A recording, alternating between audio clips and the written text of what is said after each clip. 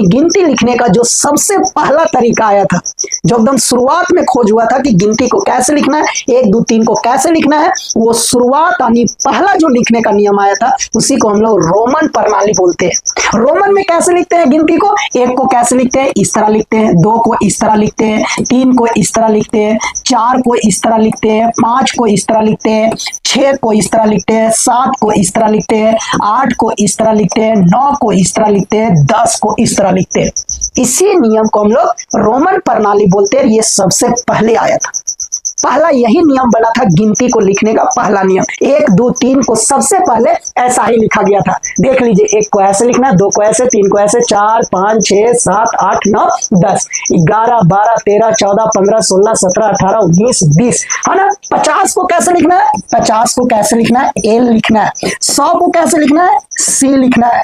500 को क्या लिखना है? बी लिखना है। 1000 को क्या लिखना है? एम लिखना है। क्या लिखना है? एम लिखना है। याद रखिएगा, LCD M, LCD M, LCD याद रखना है और अंतिम में एम अपने से लगा देना है। एल का मतलब कितना? रोमन में कितना? 50। सी का मतलब रोमन में कितना? 100। और डी का मतलब कितना? 500। और एम का मतलब कितना होता है? 1000 होता है। यही है रोमन प्रणाली, जो सबसे पहले गिनती को लिखने का नियम बना था। और इसी नियम का क्या नाम पड़ा था? रोमन प्रणाली। रोमन प्रणाली के बाद जो गिनती को लिखने का जो दूसरा नियम बना था उसी को हम लोग क्या बोलते हैं? देवनागरी प्रणाली।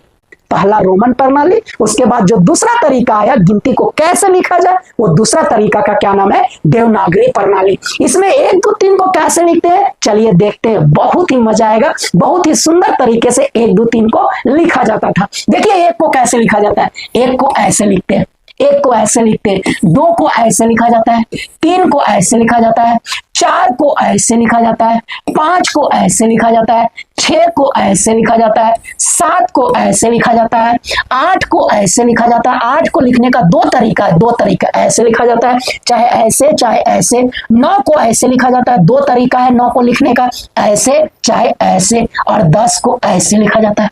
यही तरीका है गिनती को लिखने का देवनागरी प्रणाली में।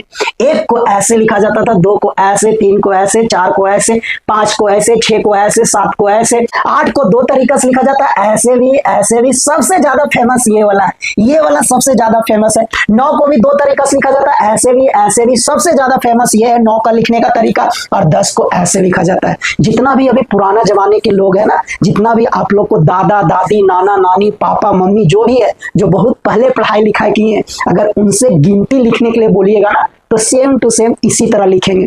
जो कि अभी के जमाना के बच्चे लोग को समझ ही नहीं आता है कि ये क्या लिखा हुआ है, किसका मतलब कितना होता है, समझ में ही नहीं आता है। जितना भी आपका पुराना जमीन का पेपर है, उसमें जितना भी नंबर लिखा हुआ है, जितना भी आपका संख्या लिखा हुआ है, सब यही प्रणाली में लिखा हुआ है, देवनागरी प्रणाली में लिखा हुआ है। तो ये रोमन के बाद आया था। गिनती का लिखने का जो दूसरा तरीका बना था उसी को देवनागरी प्रणाली बोलते हैं। और इस तरह लिखा जाता है देवनागरी प्रणाली में। कैसे? 1 को ऐसे लिखना है, 2 को ऐसे लिखना है, 3 को ऐसे, 4 को ऐसे, 5 को ऐसे, 6 को ऐसे, 7 को ऐसे, 8 को 2 तरीका से लिखा जाता है, 9 को 2 तरीका से लिखा जाता है और 10 को ऐसे लिखा जाता है। ये कौन सा प्रणाली हुआ? देवनागरी प्रणाली। तो हमको पूरा उम्मीद है, पूरा भरोसा है कि अब आपको कभी भी कंफ्यूजन नहीं होगा। इस तरह का नंबर कहीं भी लिखा हो, कोई भी लिख करके दे रहा हो, कभी कभी आप लोग दुकान जाते होंगे, राशन दुकान वगैरह, तो वहां के जो भी दुकानदार है इसी तरह लिख करके बिल बना करके दे देते हैं और हम लोग कंफ्यूजन में रहते हैं,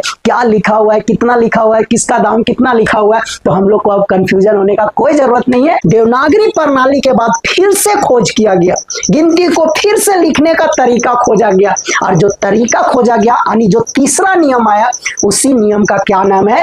दशमलव प्रणाली, डेसिमल सिस्टम। और जो हम लोग गिनती अभी जानते हैं ना, जो हम लोग संख्या को अभी समझ रहे हैं, बूझ रहे हैं, जिसको हल कर पा रहे हैं ना, जिसका मतलब समझ पा रहे हैं ना, वो जो सारा का सारा संख्या है वो कौन नियम पर बना हुआ है? दशमलव प्रणाली प्रणाली पर। कौन नियम पर? दशमलव प्रणाली पर। यानी जो हम लोग 1 2 3 लिखते हैं ना, वो कौन नियम से आया है? दशमलव प्रणाली। यानी जो हम लोग गिनती जानते हैं ना, उस गिनती का क्या नाम है? दशमलव प्रणाली, डेसिमल सिस्टम। हम लोग कैसे गिनती को लिखते हैं? 0 ऐसे लिखते हैं, 1 ऐसे लिखते हैं, 2 ऐसे लिखते हैं, 3 ऐसे लिखते हैं, 4 ऐसे लिखते हैं, 5 ऐसे लिखते हैं, 6 ऐसे लिखते हैं, 7 ऐसे लिखते हैं, 8 ऐसे लिखते हैं, 9। इसी तरह हम लोग अभी गिनती पढ़ रहे हैं कि नहीं? इसी तरह पढ़ते आ रहे हैं। यही नियम से हम लोग गिनती पढ़े हैं कि नहीं? इसी तरह 1 2 3 को लिखे हैं कि नहीं? इस नियम को क्या बोला गया है? दशमलव प्रणाली, डेसिमल सिस्टम। यानी आपसे अगर कोई पूछे ना कि जो आप गिनती जानते हो वो कौन सा नियम से आया, उस नियम का क्या नाम है, तो बोलेंगे हम लोग दशमलव प्रणाली।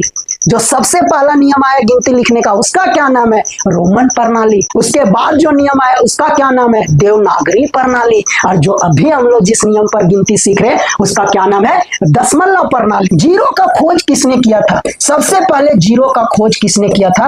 आर्यभट्ट ने किया था। दशमलव प्रणाली में जीरो इस तरह लिखाएगा, उसका पूरा का पूरा खोज करता कौन है?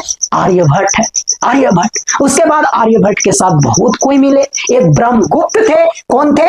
एक ब्रह्मगुप्त थे। कौन थे? एक ब्रह्मगुप्त थे, ब्रह्मगुप्त थे। ब्रह्मगुप्त और आर्यभट्ट और बहुत सारे लोग मिल करके फिर खोज किए कि 1 2 3 4 5 6 7 8 9 को कैसे लिखा जाए। ये सभी कोई मिल करके खोज किए और फिर इस तरह लिखने का तरीका आया। तो सबसे ज्यादा योगदान दशमलव प्रणाली में गिनती को लिखने का, जिनका सबसे ज्यादा योगदान है, वो आर्यभट्ट का है और ब्रह्मगुप्त का है। आर्यभट्ट ऐसे खोज किए थे कि जीरो कैसे लिखाएगा। उसके बाद आर्यभट्ट और ब्रह्मगुप्त और बहुत सारे लोग, लेकिन मेन यही दोनों का रोल था। ये दोनों का बहुत ज्यादा योगदान था।